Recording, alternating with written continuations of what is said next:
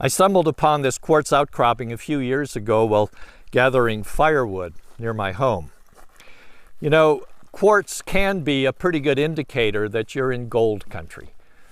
Hi, I'm Bruce Reichert, and welcome to Outdoor Idaho. You know, obviously, Idaho has all kinds of rocks: quartz, Bruno jasper, garnets, opals, sapphires. And further north, above Moscow, there's a sedimentary rock that holds a special treasure: fossils from a decidedly different time in the state's development. It's proof that rock hounding is so much more than gathering gemstones. And it's proof that you never really know what lies just below the surface. Just down the road from the Fossil Bowl, the 6-ray star garnet, Idaho's most famous gem, is found in a small Latah County creek. So you ready to get a little bit dirty and a little bit hot? Yeah. To dig for garnet? Yeah. Have we bought garnet at the rock shop before? No. I don't think so. So we can actually go dig our own. And the only other place you can get them besides northern Idaho is India. The Emerald Creek Garnet area is accessible and kid-friendly, making a perfect day trip for the Wallace family of Moscow. But it takes some prep for an afternoon in the forest with 4 children. She's part of Smoky Mackerel. The U.S. Forest Service manages the site and provides all the equipment needed to find a bag full of 12-sided garnets to take home. Before visitors dig in, an employee gives them a brief overview of what they're looking for. And they're also very strong, as strong as a diamond. So you can break something apart with your hand, it's not a garnet. And pretty much you guys are going to be looking for the black kind of stone, or depending on how fractured they are, you might really see the purple, because the garnets we have up here are purple. Okay. The process starts with filling large buckets with shovelfuls of dirt, which the Forest Service hauls to the site by the truckload from the nearby creek. Do that. Then visitors take their buckets to a shaded area to sift through the gravel. Screens separate the soil and smaller rocks from the larger stones. Finally, diggers take their rocks for a quick rinse, helping them sort out the prized garnets. It takes a little patience and a sharp eye to spot the red and purple rocks, but with some practice, most quickly catch on. See, those are gorgeous, huh? While skill and experience can help with rock hounding, some of the best finds are the result of a little luck. Janet Hartzog of the U.S. Forest Service recalls a story of an 8-year-old boy who was playing with Tonka trucks at the site's dirt pile and found a huge garnet. Oh, right here. As he goes by, a gentleman says, "I'll give you $50 for that." He stops for a minute, thinks it over, and that, you could just see the wheels turning. And nah, he said, "You can find your own." It was 8 ounce, probably the most beautiful garnet I've ever seen in that time. And he was building a road. Emerald Creek draws rock hounders from all over the world. Some are passionate about garnets and gems. Others are passing through and looking for a nice activity for the family. It's just really easy to do it with the kids. Lots of stuff for them to do. There's toys for the younger ones to play with if they're so inclined. As long as you are patient and have a careful eye over when you're rinsing your rocks, it's actually quite easy. They do a good job showing you what you're looking for.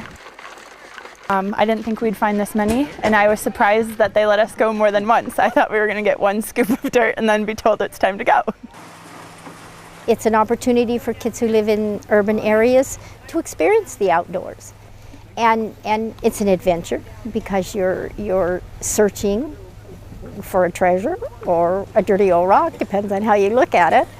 And it's a good family activity because it's concentrated enough that parents can do it, keep an eye on the kid at the same time. Either a big empty bucket or one of these. As for the Wallace family, overall the kids enjoyed the experience, despite the stinging bees. I think Anne had fun digging. Put it over the bucket part. I think John was good until things started flying around. I was on a 4-year no bee sting streak, and that bee that stung me just broke the streak. Jane seems to float around from place to place and kind of lose interest in each spot, have to circle back around. It's my bad. I didn't put these. No.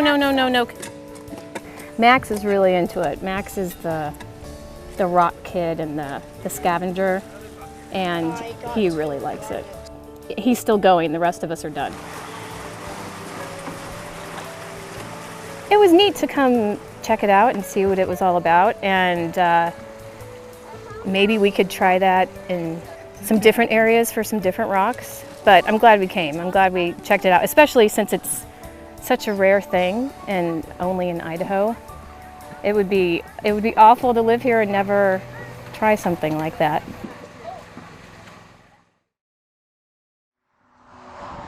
Eastern Idaho offers its own treasures for rockhounds. While opal is common in North America, the small town of Spencer is home to some of the rarest varieties in the world, with naturally occurring pinks and yellows. And one of the opal mines has been in Claudia Kucher's family since the 1960s. Through a friend of a friend, my mom and dad found out about this property and came down and looked at it and found out it was for sale and wound up purchasing half and then the other half before we opened it up there. At first, tourists and rockhounds were allowed to visit the site. Now, because of cost and liability issues, Claudia's husband, AJ, brings truckloads of tailings into town for paying customers. That added safety allows for family-friendly visits and field trips from local schools. Occasionally, Claudia's grandsons step in to help. Okay, let's see. Yes. That is our rarest opal. We have the only pink bed in the world, I think. It's where the iron deposit seeps into the opal and it turns it into a natural pink color. So here you can keep that. See, it's right there and right there. Right there. Right there. So what we have around here is a lot of volcanic type formation. Field trips at the Spencer Opal Shop include a short geology lesson and the chance for kids to get dirty while sifting through the rock pile. It was a little muddy, but that's okay. I've been muddy before. Not one. It's fun. Recently, the Kuchers have noticed more interest in rock hounding from kids and young families. We've seen a change in rock hounding, but we're also seeing a comeback. Younger people are starting to get involved. At our store, we get a tremendous amount of families because we keep the price down and we encourage people to come and dig opal. It's one of the few places you could actually dig your own gemstone and have it finished up for you and have it for generations. The dig sites may be family friendly, but collectors can still find high-quality opals that can fit into stunning pieces of jewelry. But coaxing delicate earrings and pendants from rough stones takes practice. And over the years, AJ Kucher has honed his lapidary skills. It takes some work and comfort with a spinning blade to take coarse pieces of rhyolite and opal and turn them into tiny heirlooms. That's probably about enough on that one. Go a little bit too much, then grind down through the colors. After the stone is polished, AJ hands it off to Claudia. She assesses the opals. Some she tops with quartz to make pieces called doublets. Others, called triplets, end up with black backings to bring out the natural sparkle of the gem. No two rocks are the same. No two opals are the same. And even in the same rock, same opal, you'll get different layers, and every layer is different. So where you're grinding and working on one, you will run into, oh wow, this is really fantastic, and then you'll finish it out and maybe make a triplet out of it, and the next layer under it is 5 times better. Claudia and AJ have worked the mine for a generation. Still, the thrill of sifting through rocks and finding the treasures they hide keeps them here in this tiny Clark County town. My favorite part is still the mining part of it, because to be the first one to see that piece when it comes out of the ground is just indescribable. Until you've done it yourself, it's like, oh, you know, opal fever is like gold fever. You're the first one to actually get to see that stone and know that it's something exceptional and rare and that nobody else has got to see it first. My grandsons work with me. They're presently 10, 13, and 14. And I've been taking them to the mine since they were 6 years old. And what stands out in my mind is that when they find some really super hot pieces of opal, you could hear on the whole mountain yelling and dancing and jumping up and down.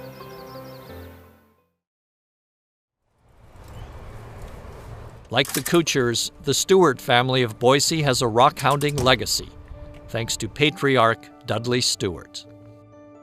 So in 1951, he pioneered and discovered our state gemstone, the Idaho Star Garnet.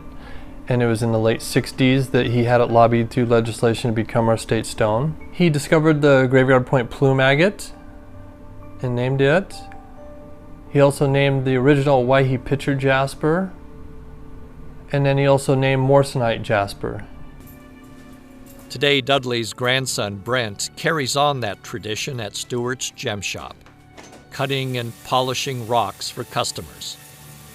But his true passion is looking for the same rocks his grandfather started searching for 70 years ago. Because there's always something out there to find, you know, that keeps you coming back. In the Owyees that straddle the Oregon-Idaho border, Brent and fellow rock hounder Greg Biebel often team up to hunt for fossils, petrified wood, and blue jasper. Unlike Brent, Greg Biebel got into rock hounding later in life, but is just as passionate about the hobby.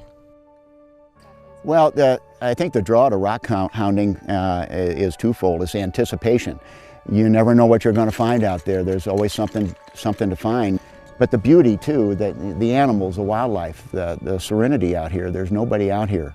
You hear the only thing you hear is the wind, and it's beautiful. Nearby, Graveyard Point is a favorite spot for Willow Rankin of the Owyhee Gem and Mineral Society and the Madsen family of Boise. They're willing to brave the wind and the heat for a chance at finding a keepsake. Hey, Daddy. Yes, dear? That's pretty. Come here. Find the one that I like. Did you find that? Pretty cool. We can load up in the car and go for an afternoon, and the kids get to be out and playing, and it's fun to just wander around and be out in nature and let them be a part of something bigger. Unlike the managed sites at Emerald Creek and Spencer, looking for agate and jasper requires familiarity with the desert and some rock hounding know-how. So sometimes it's hard to differentiate between what's a good rock and what's a bad rock. This is a piece of agate versus this is a piece of rhyolite. And uncertainty can be resolved by giving it a light chip with a hammer and chip a little flake off. It reveals a better pattern that can be seen to ensure that it's a rock worth taking home and trying to do something with. For beginners, the hobby is accessible and affordable. Get out of the car, get your hammer, bucket, come down to a spot, and depending on what you're looking for, sometimes you dig, sometimes you, like in this area, you find a seam, try and not break the seam, but get it out of there. It really depends on where you're at and what you're looking for. Rock hounding is very simple. I met Brent and I joined the Idaho Rock and Gem Club, and many members there are willing to take you out. They have excursions twice a month where they take field trips. and they'll show you, they'll lend you their equipment if you don't have equipment. They'll show you what you're looking for, show you where to dig, get you interested in it. They have machinery there that you can actually, saws that you can use to cut your material, and everybody's willing to help. For some outings, a basic understanding of the area's geology helps. So this is kind of a more typical example of how the agate seams are formed in here, with the rhyolite being the main rock. And then there were gaps in it throughout the life of the rock, either when the uplift happened or whenever it was created. Though the rocks on the surface have been picked over for decades, there is still potential for a big find. But it's there. They said it was all gone as of 30 years ago. Well, maybe everything on the top surface, and I kind of have my reservations about that one ever being true. But if you get in an area where you find, like I said, the float and start following it, especially areas that aren't traversed as much, you'll find some really nice stuff. Perhaps the most difficult aspect of rock hounding is keeping track of the rules and making sure you don't accidentally wander onto someone else's mining claim. And this is getting to be more and more so, because BLM is changing a lot of the laws and the statutes of the land itself. You need to know where you're going, not only in reference to mine ownership and being on other people's claims, but being out in the BLM areas anyway. There's certain things you can pick up. Any Forest Service would have, office would have a map that you could get that would show open sites, and there's lots of good books around, like roadside geologies, things that you can look at, you know, that now are available so that you can go into safely without having to trespass and damage other people's property. While Idaho rock hounders are passionate about their hobby, Boise artist and jeweler Mike Rogers has his doubts. Rogers specializes in custom high-end jewelry and isn't convinced that Idaho deserves the Gem State nickname. I think it's odd. I think it's a misnomer, and I mean, for all the things we should be known for, gems, where's the gem companies in Idaho? There's not any. I don't see it. Oh, I'd argue against that. We have more rocks and gems in it than any other state in the lower 48. There's no real gemstone mines going on here that I'm aware of. We have no cutters, no manufacturing. When people come into the store and they say, so why are we the gem state? And I like to pull out a panel that has all the way from amethyst, star sapphires, star garnets, lemon yellow opal, faceted garnets, topaz, smoky quartz, white quartz, to your agates, jaspers, petrified woods. And whether you agree that Idaho deserves the title the Gem State, the most dedicated rock hounds say it's the thrill of the hunt that keeps them going year after year.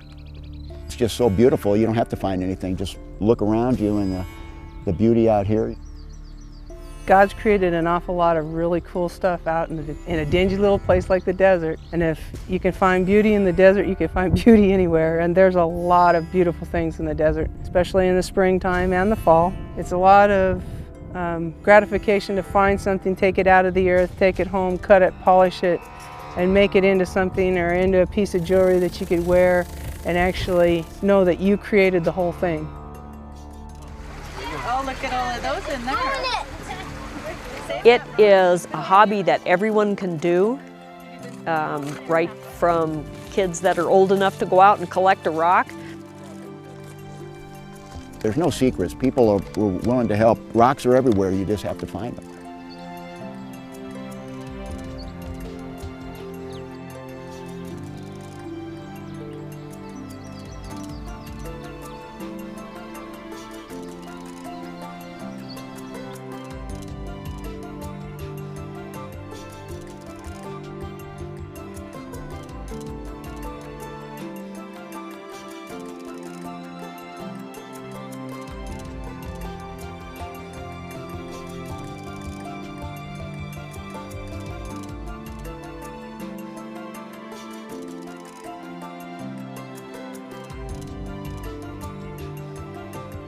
Funding for Outdoor Idaho is made possible by the Friends of Idaho Public Television, by the Laura Moore Cunningham Foundation, committed to fulfilling the Moores legacy of helping to build the great state of Idaho, and by the Corporation for Public Broadcasting. All Outdoor Idaho programs are available for purchase, including hour-long specials. To find more information about these shows, visit us at idahoptv.org.